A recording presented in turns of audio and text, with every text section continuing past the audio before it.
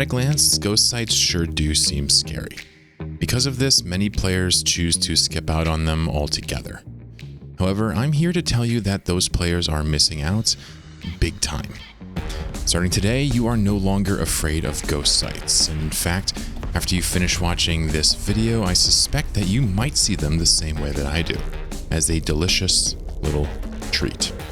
This is not the usual step-by-step guide that you might see here on YouTube. Instead, in this video, I'll be talking to you as a friend might do. I'll compare the different types of ghost sites, trust you with the specialized Astero fit that I use, explain why I think it's best in slot, and teach you how to use it before sending you on your way. But before we get into any of that, I need to explain what makes ghost sites so amazing in the first place. Ghost sites offer some of the highest incidental ISK per hour that you can make in the game. What this actually means is that if you specifically search for ghost sites, they'll be bad ISK. But if you scan for other reasons and run into them incidentally, they can dramatically enhance your exploration experience and possibly even enrich you. The reason these sites are such high ISK is because they contain some very unique items, notably a line of materials that are required to produce capital ships. These capital parts, some of which are worth 500 million ISK at the time of this video, include metamolecular combiners, nanogate regulars, nanoscale filter plates, electroneural signalers, and many more. Every time you complete a ghost site in nullsec or jspace, you will get multiple of these kinds of items. In lowsec, you'll get one, and in highsec, you'll get none, but we'll talk about that slightly later. It is not uncommon to walk away from some ghost sites with a billion or more worth of ISK in under 2 minutes flat. Talk about a snack. But it doesn't end there. Beyond the capital parts, ghost sites in wormhole space have an extra bonus. They can contain a blueprint worth something like 5 billion ISK alone. Although these wormhole ghost sites are hard to find and can be challenging, this reward, something I dub a lottery drop, is a major factor in why I think it's important to master ghost sites. Another very attractive part of ghost sites that I want to emphasize is the idea that they are terribly exciting. Given how rare they are to find, the high value consistent loot that they drop, the danger of the mechanics, and the lottery drop in wormhole space, I've really yet to find something quite as exciting as these sites, at least as far as PvE is concerned. Each sector of security has its own ghost site type. In highsec, their name is Lesser Covert Research Facility. In lowsec, they are Standard. In nullsec, they are Improved, and finally in wormhole space, they're Superior. Each tier is slightly unique, but largely the same layout and style of encounter. Highsec ghost sites are pretty much only for practice. They don't really contain much in the way of good loot at all. There are 5 cans, 4 on the same level and 1 above.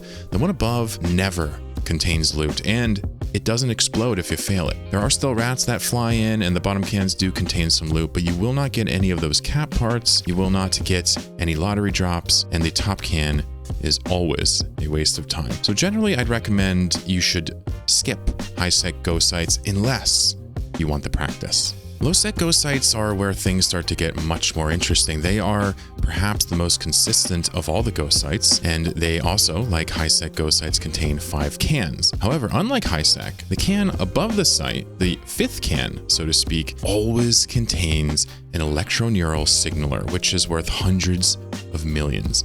The bottom 4 cans won't contain the cap parts, but they might contain something nice here or there. But I'll save you some time. On a low-sec ghost site, you can fly in, decloak, and then recloak, wait for the rats to come and leave, and then uncloak. And then that top can will still be there. There will be no rats. And guess what? That top can doesn't explode. So for low-sec, you can find them, trigger them, wait for the rats to leave, and then safely take that top can with 0 risk. It's really cool, actually. Now, with nullsec ghost sites, this is where we start to actually get the good loot. There is no top can. There are only 4 cans. Each of these cans will more than likely contain one of these cap parts, or something like 50-50. However, the problem is there's a lot of nullsec. The regions are very big. Finding them can be difficult.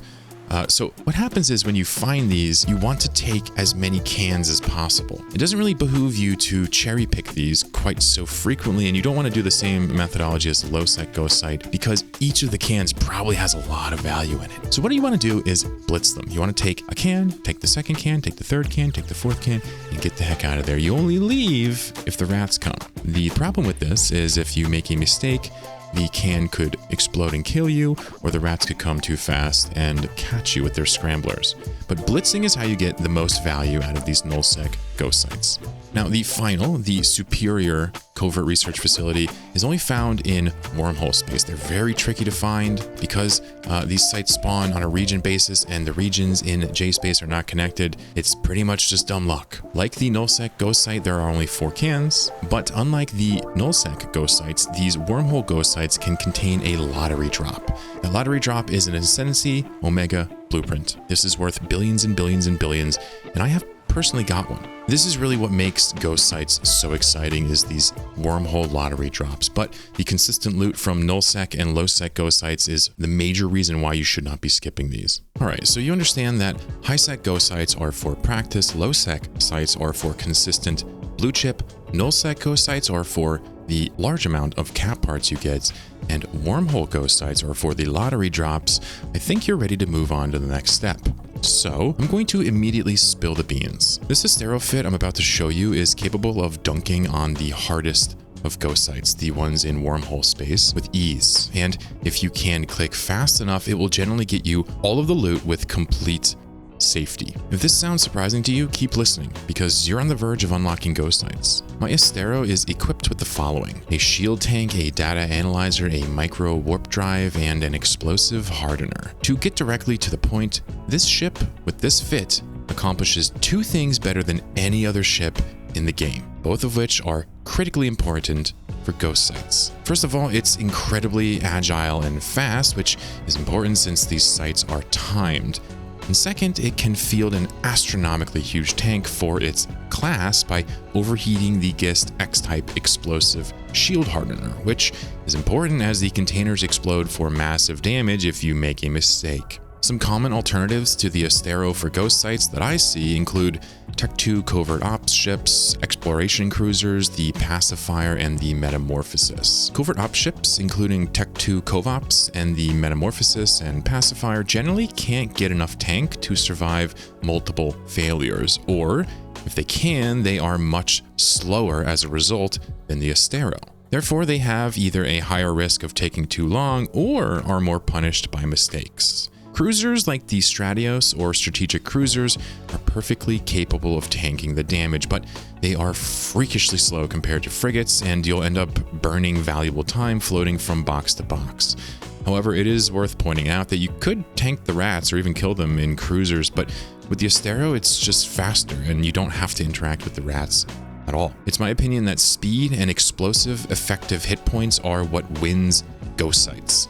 The Astero is king at that. There are several ways to do a ghost site, but my Astero focuses entirely on blitzing. Unlike using a corvette to shrug off deaths or cherry picking with a cargo scanner, blitzing relies on going as fast as possible to secure as much loot as you can. Done right, every container can be looted, I'd say 9 out of 10 times. It only fails occasionally to get the last can if the rats come at their earliest possible interval. I'd like to show you an ideal ghost site run, but instead of using in-game footage, I want to try using a little goofy animation. I think this will help you understand exactly what to do without the boring step-by-step approach with the Eve UI.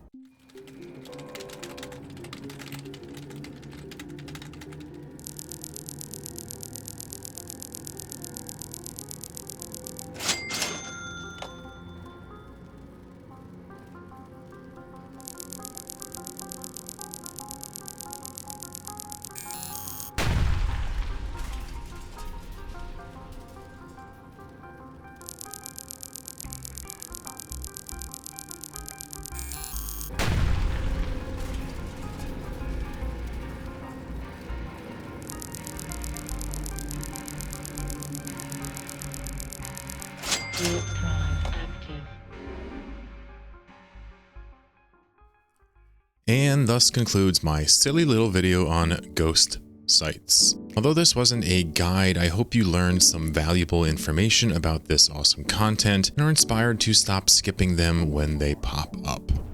Thank you for watching.